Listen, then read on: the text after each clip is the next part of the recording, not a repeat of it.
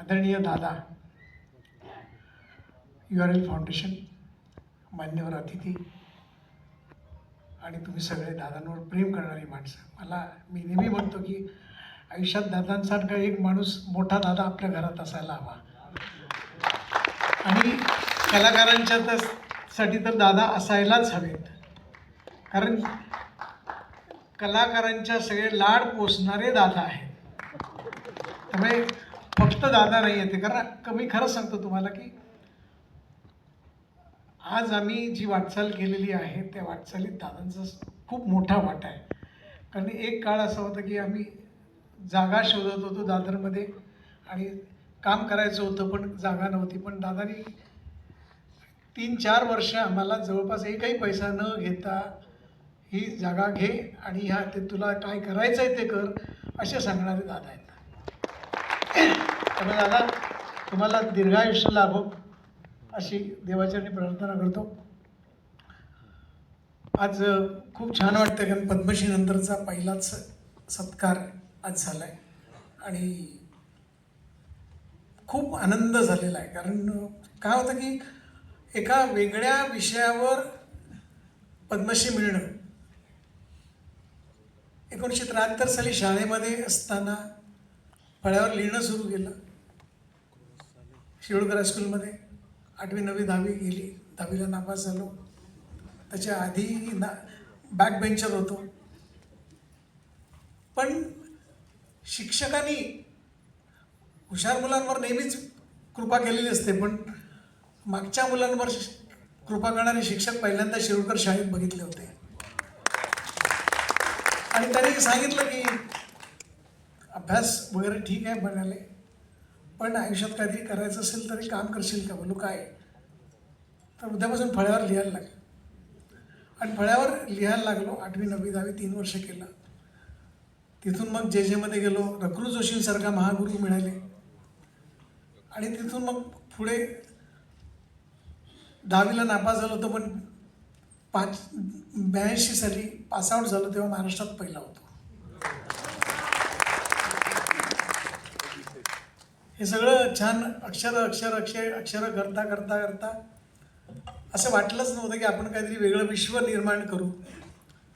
पण मग काहीतरी वेगळं करावं म्हणून रघुरूंच्या पावलावर पाऊल ठेवून मग संत ज्ञानेश्वर, संत तुकाराम, संत रामदास यांच्यावर काम केलं. त्यातून एक अक्षरांची बांधणी काय असू शकते, अक्षरामागचा विचार काय असू शकतो हे त्यांच्या विचारातून घेतलं आणि मग त्यांना त्यांची अक्षरचित्र केली आणि ती अक्षरचित्र घेऊन एक काव्यसंपदा केली. अक्षरानुभ नावाचं पुस्तक केलं. त्या पुस्तकाला नॅशनल अवॉर्ड मिळालं, best book of the year पुस्तक मिळालं. आणि त्या पुस्तकामुळे पंडित त्यावेळेचे पंतप्रधान अटल बिहारी वाजपेयी यांनी मला बोलवून घेतलं आणि मला सांगितलं की खूप छान काम केलंयस.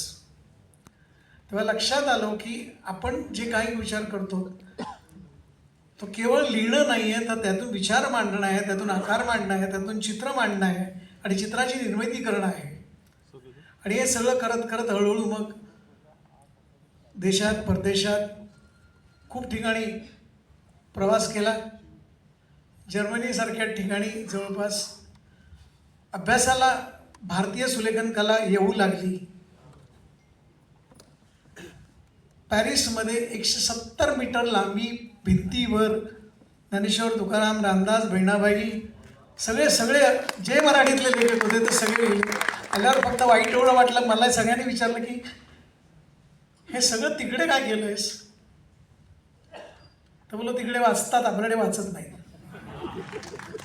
कारण एवढी सगळी मराठी संस्कृती भाषा सगळी फ्रेंच आणि इंग्लिश ट्रान्सलेशनमध्ये लिहिली जाते. हे सांगावंसं वाटतं, कारण आपण नेहमी मराठी करतो. पण आज महिन्याभरापूर्वी बातमी वाचली तर दादरमध्ये फक्त 17 मुलं एका शाळेमध्ये आहेत असं सांगितलं. हे सगळं आत्ता मी का सांगतो त्याचं कारण की बोलावं असं वाटलं, कारण रशियन गव्हर्नमेंटमधने रशियन मुलांना देवनागरी शिकवण्यासाठी जवळपास देवनागरी 90 मुलं माझ्याकडे शिकली आहेत. आणि त्या सगळ्या मुलांनी एक प्रदर्शन केलं आहे ते सगळं देवनागरीत केलं आहे. 12 वर्षाच्या मुलींना मी सहज विचारलं, काय गं काय शिकणार आहेस तू? तर ते म्हणले, sir what you want to know about Mahabharata, you want to know about Bhagavad Gita, you want to know about काय काय हवं आहे तुम्हाला? मी म्हटलं भगवद्गीतेतली 2 कडवी म्हण फक्त, अंतरा म्हण. तिने इतकी छान म्हटलं की माझे कपडे सुटायची मिळाली. कारण हे आपण इथे सगळं करतो, पण त्याच्यापेक्षा जास्त परदेशात होत आहे असं मला वाटतं. त्यामुळे आपण फक्त मराठी मराठी मराठी मराठी करतो. हे सगळं कुठेतरी थांबून मराठी शाळा परत सुरू झाल्या पाहिजे याचा विचार मनात येतो, पण आपण काय करणार परत असतो. पण मी माझं चालू ठेवलं, ब्राह्मणे बाळवद अक्षर घडसून करावे सुंदर, जे दे कदाची चतुर समाधान पावती. रामदासांनी जसं सांगितलं आहे तसं जेवढ्या मुलांना, जेवढ्या लोकांना, जेवढ्या जाती धर्माच्या लोकांना शिकवता येईल तेवढ्या लोकांना शिकवा. आणि हा सगळा प्रवास करता करता पद्मश्रीपर्यंत पोहोचला. मला गणफलं नव्हती, कारण मी मला असं वाटलं होतं फक्त लिहिण्याकरता मराठी भाषा वापरली जाते. पण आज मी त्याचे वापर थेरपी म्हणून करतो आहे. रिटायर झाल्यानंतर सुद्धा माणसं घरी बसून घरच्या माणसांना त्रास देतात, त्याच्याऐवजी कॅलिग्राफी केली तर जास्त बरं पडतं असं सांगितल्यानंतर बरेचसे सिनियर सिटीजन त्याच्यामध्ये यायला लागले. मराठीवर पुस्तकं काढली, सुलेखन केलं. हे सगळं आता मला वाटतं असं वाढीस लागलं आणि म्हणजे भारत सरकारने ह्या सगळ्याची दखल घेतली आणि यावर्षी मला पद्मश्री दिलं. त्यामुळे मला खूप आनंद होतो आहे. आज पद्मश्रीनंतर पहिल्यांदा हा मोठा सत्कार दादांनी केला, कारण दादांचा तो हक्क आहे आणि आमचाही हक्क आहे दादांकडनं सत्कार करून घेणं. त्यामुळे दादा परत एकदा धन्यवाद आणि सगळ्यांचे आभार. फक्त मी दादांना सांगितलं होतं मी लवकर निघेन, कारण हे आता सुरू झालं आहे. हां, शाही एकीकडे दुसऱ्या एका कार्यक्रमाला जायचं आहे म्हणून, त्यामुळे मी फक्त निघेन. त्यामुळे बिलकुल गैरसमज नसावा. परत एकदा धन्यवाद.